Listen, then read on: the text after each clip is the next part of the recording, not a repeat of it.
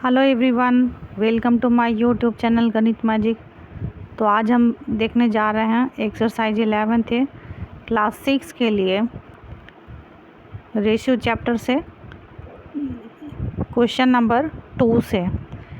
इसके पहले हमने क्वेश्चन नंबर 1 का पार्ट ए, बी और सी बनाया है, तो उन सभी वीडियोस को हमारे डिस्क्रिप्शन बॉक्स के लिंक पर जाकर आप देख सकते हैं। तो आइए हम शुरू करते हैं क्वेश्चन नंबर 2। तो क्वेश्चन नंबर 2 क्या बोल रहा है कि a field is 80 metre long and 60 metre wide.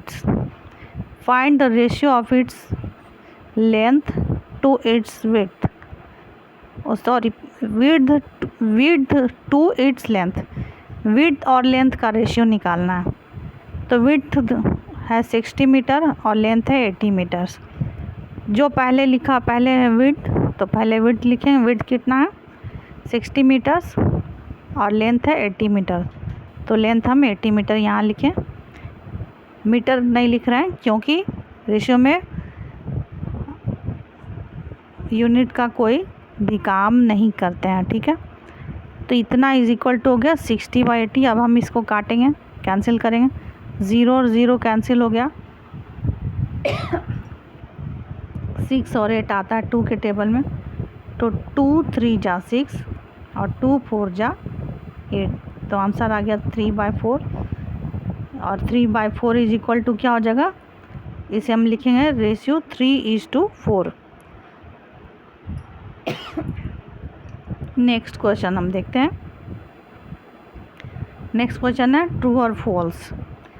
A ratio equivalent to 7:9 is 27:21। तो क्या है पहला स्टेटमेंट कि एक रेशियो जो 7:9, पहला रेशियो 7:9 और दूसरा रेशियो है 27:21।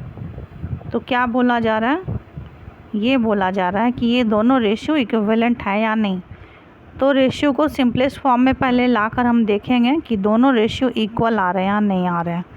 तो ये रेशियो जो 7/9 और आगे कैंसिल नहीं होगा, 27/21 ये कैंसिल होगा 3 से।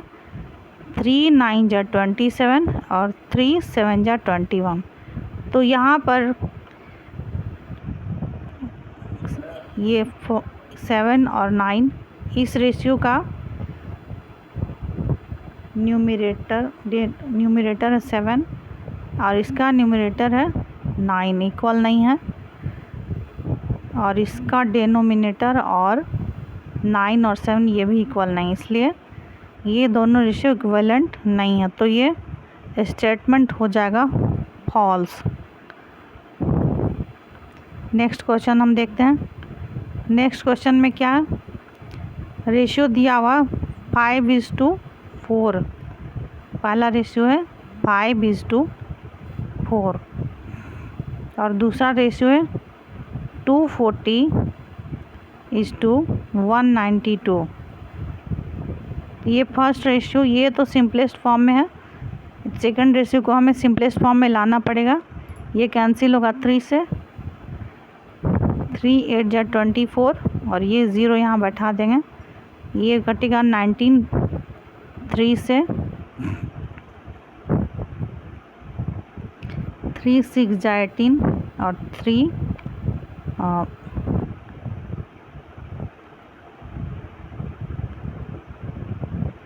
4 जा 12।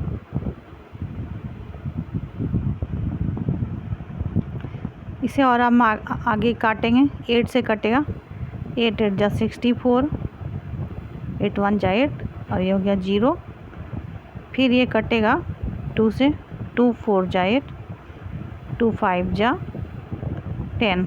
तो यहाँ देखिए ये न्यूमरेटर आ गया 5 और डिनोमिनेटर आ गया 4, यानी ये आ गया 5/4 के बराबर। तो 5, ये दोनों रेशियो क्या हो गए, इक्विवेलेंट हो गया।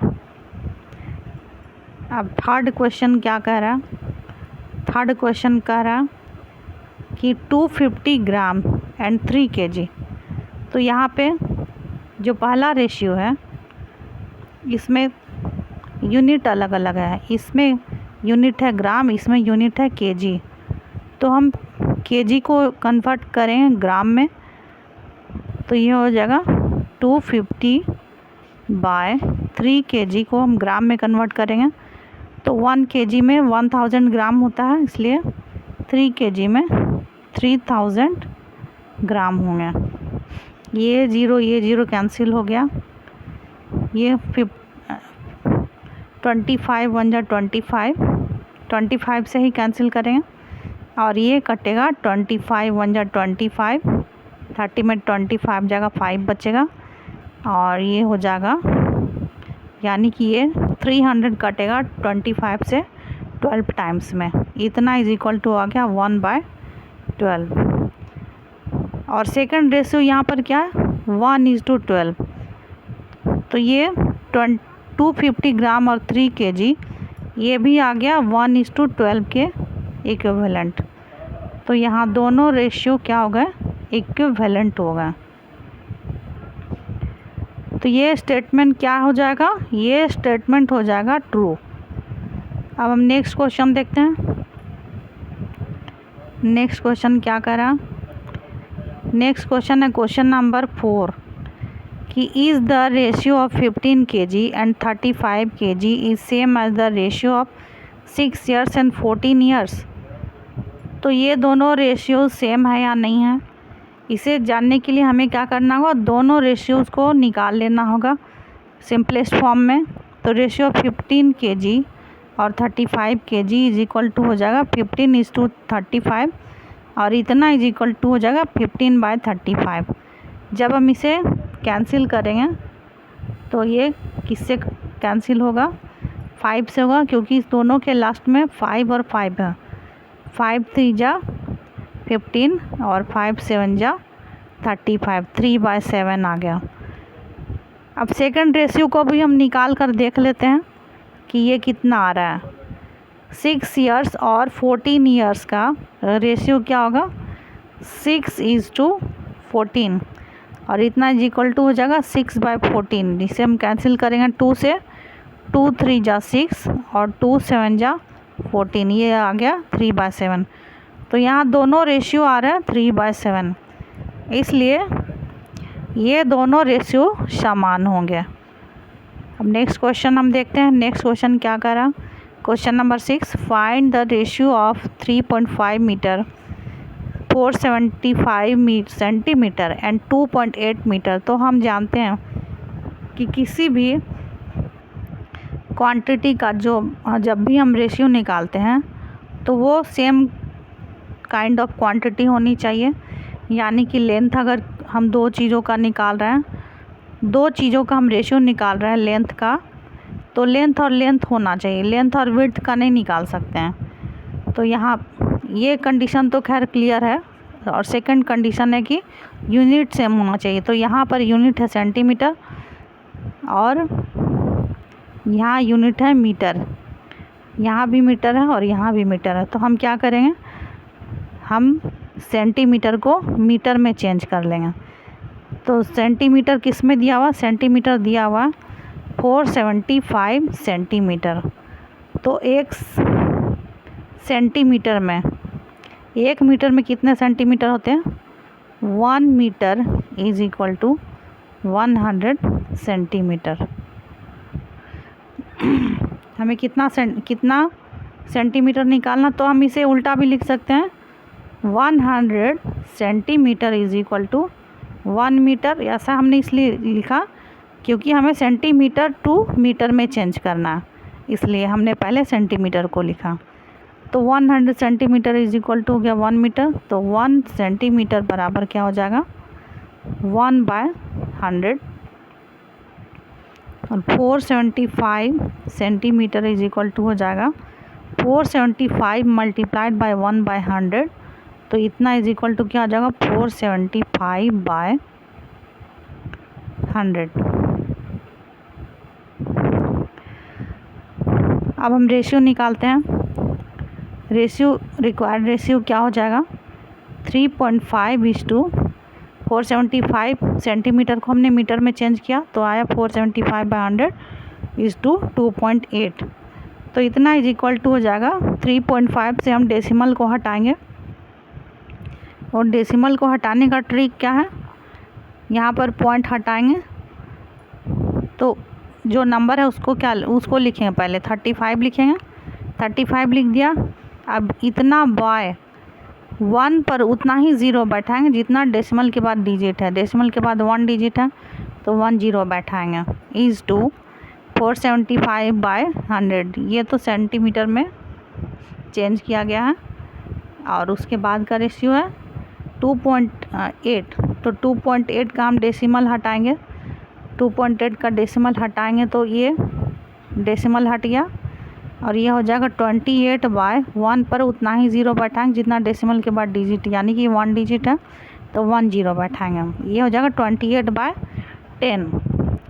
अब ये आ गया फ्रैक्शन में, तो फ्रैक्शन का रेशियो निकालने का यही नियम है कि जो डिनोमिनेटर है सभी फ्रैक्शंस का, उनका हम एलसीएम निकाल लेते हैं। तो यहाँ पर डिनोमिनेटर्स हैं 10, 100 और उसके बाद फिर है 10, ये 10। तो 10, 100 और 10 का एलसीएम निकल गया 100। अब एलसीएम से हम सभी फ्रैक्शंस को मल्टीप्लाई कर देंगे। तो ये हो गया फर्स्ट रेशियो 35/10 इंटू 100, ये कट जाएगा, ये जीरो कट गया, क्या बच गया यहाँ पर 350।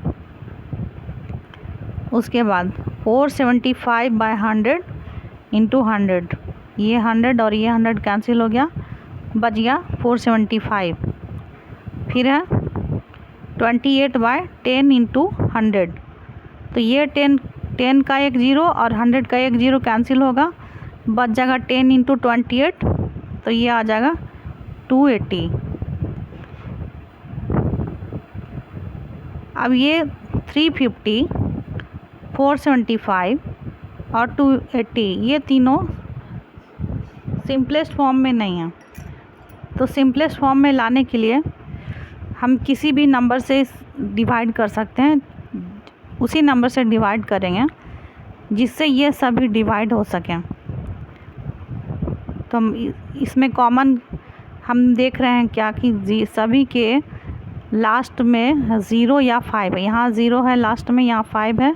यूनिट डिजिट जब 0 या 5 हो तो वो नंबर्स 5 से डिवाइड होते हैं, इसलिए हम क्या करेंगे, जितने भी नंबर्स हैं सबको हम 5 से डिवाइड कर देंगे। तो यहाँ 350/5 हो गया, 350/5, ये 470/5 और ये क्या हो गया 280/5। अब हम काटते हैं, इसको कैंसिल करते हैं, ये कटेगा 5 5 जा 25 और 8 में 5 जाएगा तो 3 बचेगा, यानी 3 पर 0 30 हो गया और 5 6 जा 56। इसे काटेंगे, कैंसिल करेंगे, 5 9 जा 45 और 7 में 5 जगह 2 बचेगा, 2 पर 5 हो जाएगा 25। तो 25 5 से 5 टाइम्स में कटेगा और ये कैसे कटेगा, 5 7 जा 35 और ये हो गया 0। तो रेशियो मेरा क्या आ गया 70:95:56। ये रिक्वायर्ड रेशियो हो गया हमारा। Find the ratio. Next question क्या है, question number 7, find the ratio between 5 dozen and 2 scores. दिया हुआ है क्वेश्चन में 1 स्कोर इज इक्वल टू 20, तो 2 स्कोर इज इक्वल टू क्या हो जाएगा 20 इंटू 2, ये 20 में ये 2 मल्टीप्लाई कर देंगे, 20 इंटू 2 हो जाएगा 40। तो 2 स्कोर इज इक्वल टू क्या आ गया 40। अब 1 डजन में होता है 12, तो 5 डजन में क्या होगा, जितना 1 डजन का क्वांटिटी होता है उसमें 5 को मल्टीप्लाई कर देंगे, तो 5 डजन में आ गया 60। रेशियो हमें निकालना 5 डजन और 2 स्कोर्स में, तो पहले 5 डजन का वैल्यू लिखेंगे, उसके बाद 2 स्कोर्स का वैल्यू लिखेंगे। तो ये आ गया रेशियो इज इक्वल टू 60/60:40। अब इसे हम काटेंगे, कैंसिल करेंगे, ये 0 कट गया, 2 3 जा 6 और 2 2 जा 4 आ गया। तो रेशियो क्या आ गया 3:2। यही हमारा रिक्वायर्ड आंसर हो गया।